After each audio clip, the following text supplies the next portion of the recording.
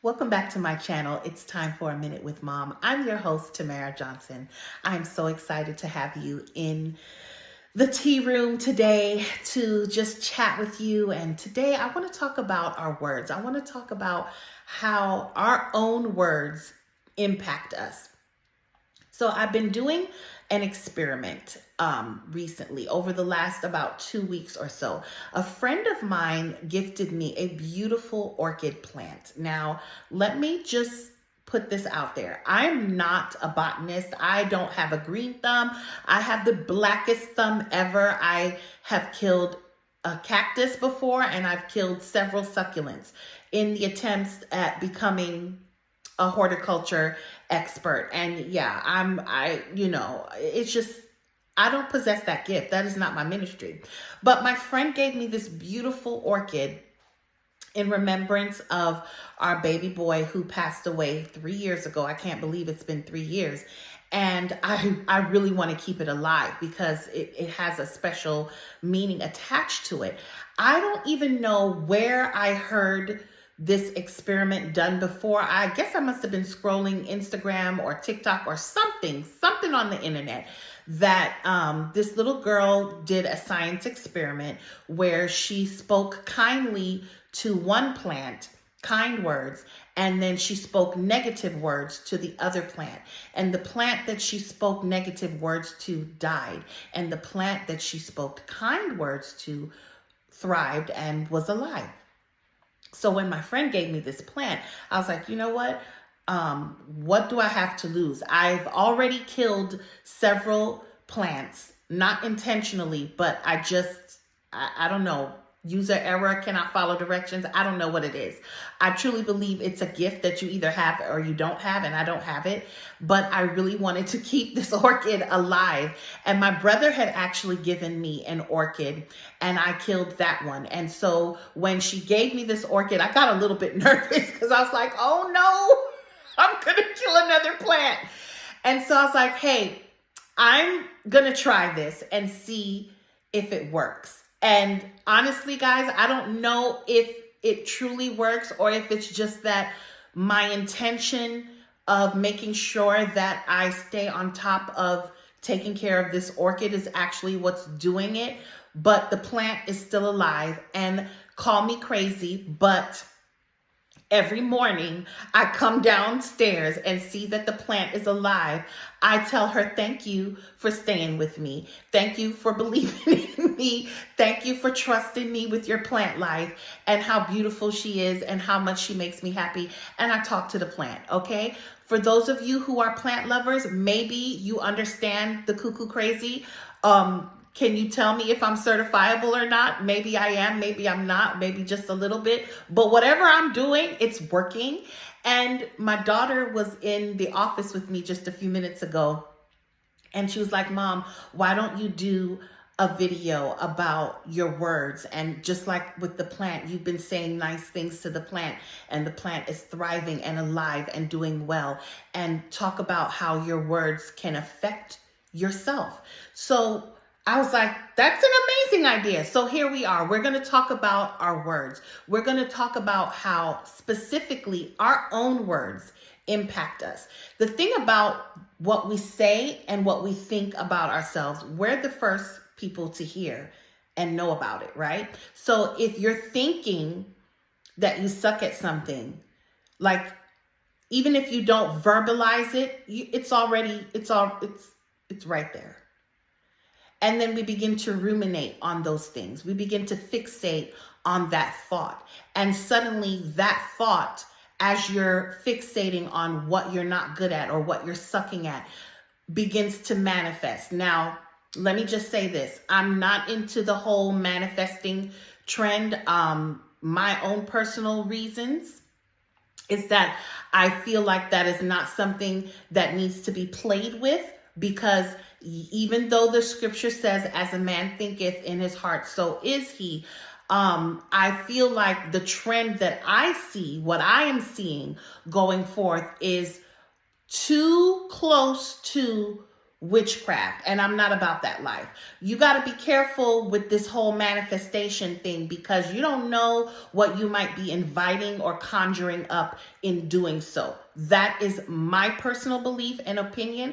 I am not forcing it on anyone. I'm just telling you what works for me. You, do your research, do what God tells you to do. Also be careful, but it's not for me.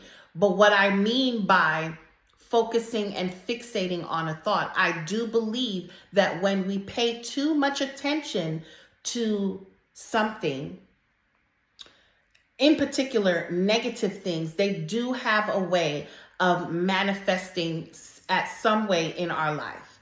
Okay, so if you constantly are thinking negative thoughts about yourself, repeatedly, over and over and over, if you struggle with negative thinking in regards to yourself, your identity, who you are, who you're not, what you think you're capable of, what you know you're not capable of, but would like to do, but think that you can't do it, those things tend to manifest themselves eventually in how we live, breathe, move, and function in life.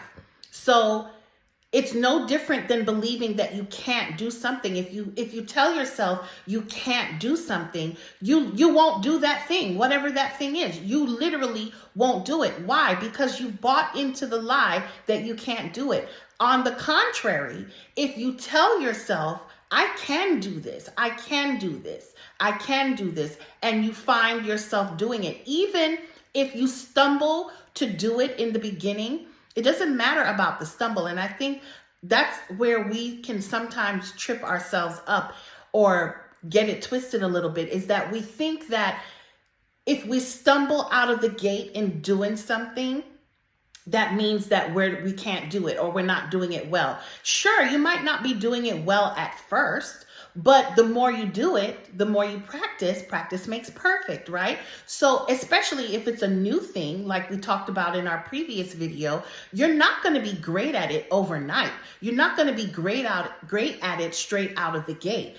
When you learned to ride a bike, you needed training wheels. You had to have those training wheels. Why? Because you needed to learn how to balance yourself. And once you got comfortable with the training wheels, most of you have experienced this in childhood. You take one side of the training wheel off, and then what? You lean to the side that doesn't have the training wheel. Why do we do that? So that our bodies can learn how to balance on being just on the two wheels, as opposed to having those two little training wheels out on the side.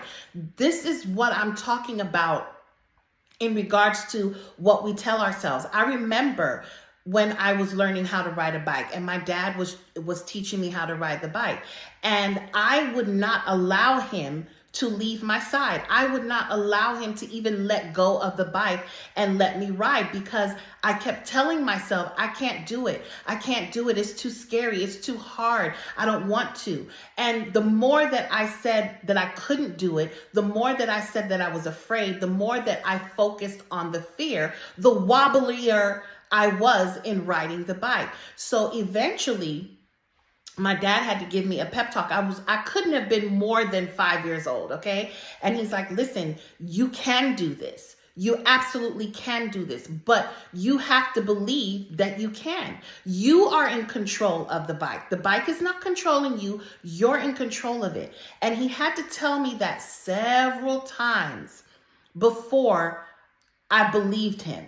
And I can tell you that the moment that I came into the realization and the belief that I was in control of that bike and that I could ride the bike, guess what happened? I rode the bike.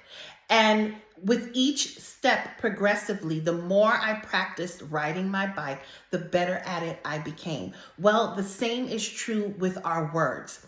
If we continue to speak negatively about ourselves, if we continue to frame ourselves in a negative view, every time we look at that picture of ourselves in our mind's eye, we're only going to see our flaws. We're only going to see the things that we're not good at. We're only going to see our shortcomings. We're only going to see the ugly parts of ourselves. We have to learn to start watching what we say about ourselves.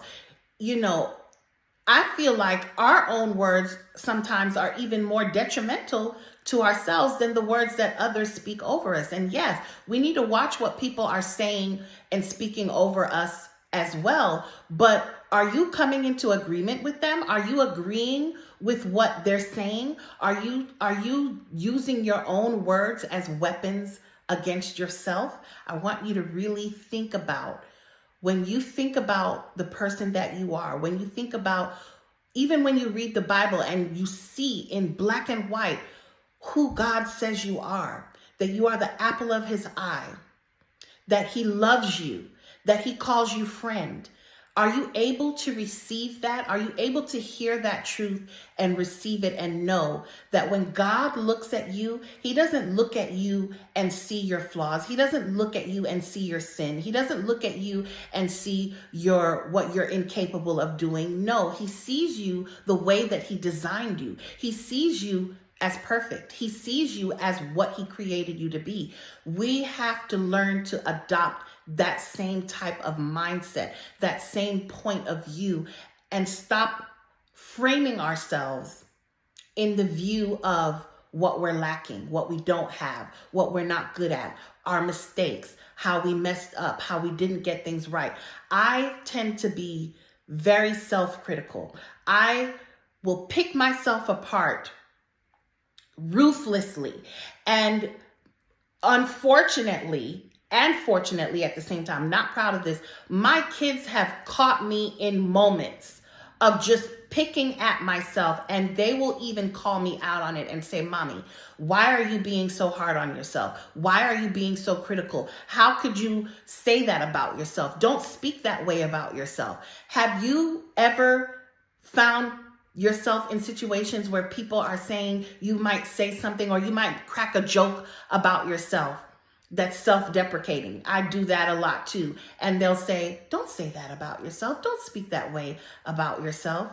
That's an indicator that maybe we have some stinking thinking going on up here, that we need to pluck out those tape recordings that just play over and over and over again in our mind, and start putting in some positive messages like, I am beautiful. I am loved by God. I am fearfully and wonderfully created. I can do all things through Christ who gives me strength, right? You already know what you're not able to do. What does it benefit you in focusing on what you're not able to do? Does that yield you the fruit and the results that you want? Or would it be better to take a look at all the things that you do well, that you can do well, that you are doing well, and celebrate those moments? Like, truly celebrate them. And yes, it does feel weird, especially if you're used to hearing and receiving the negative messages.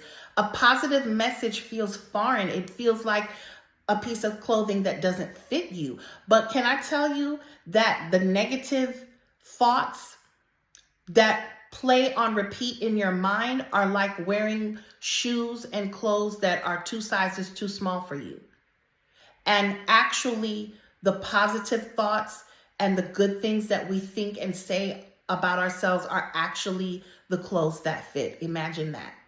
I mean, why would you wouldn't willingly put on, well, maybe you would, and I don't know why you would, but why would you wear a pair of shoes that are 2 sizes too small on your feet? Because they're cute?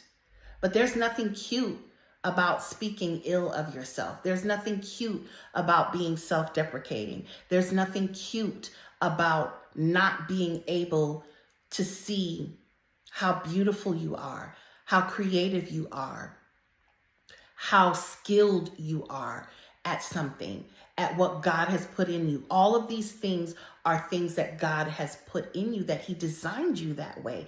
And so when we're not able to embrace that side of us, when we're not able to see the good in ourselves, how can we expect others to appreciate the good in us? How can we expect others to see the good in us if we can't even see the good in our own self? So I want to challenge you today. What are you saying about yourself? What are you thinking about yourself? Are they healthy thoughts? Are they wholesome thoughts? Are they encouraging? Are they empowering? Are they uplifting to yourself? If not, then you might want to start yanking out those old dusty recordings that play over and over again and start putting in some positive affirmations. As a matter of fact, I would even challenge you, if you struggle in this area, one of the things that I have done in the past is I used to carry a little notebook of affirmations that I would write down. Sometimes they were scriptures, sometimes they were just encouraging words that were from me to me, about me. And I would go over them and I would read them. So that I could have a different voice playing in my mind. And just like with the plant, me speaking nice, kind words, I began to be able to love myself a little better. I began to be able to appreciate my unique set of gifts and talents and abilities.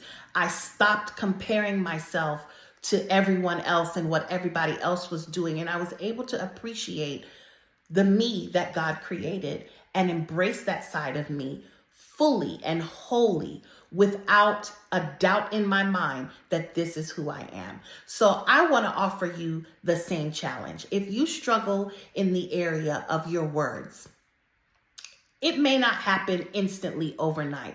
What I want you to do is just create the awareness. Just be more aware. Catch yourself in those moments. Right? So if you're looking at yourself in the mirror and you feel that negative thought, whatever that negative thought is, we all have them, and you see yourself and you see that, don't even crack the door open for that thought to take root in your mind. Immediately say something positive, say something affirming to yourself. Look at yourself in the mirror and smile. Smile and see that beautiful smile, that beautiful face that God created, that when he looks at is the apple of his eye. That's what I want to leave you with today. Thank you so much for stopping by the tea room. You know what I'm going to tell you. Stay sweet, stay beautiful, and remember, there's always time for a minute with Mom. Until the next one, I love you for watching. Don't forget to hit that subscribe button and click that notification bell on your way out so that you'll know when I upload next. Bye-bye.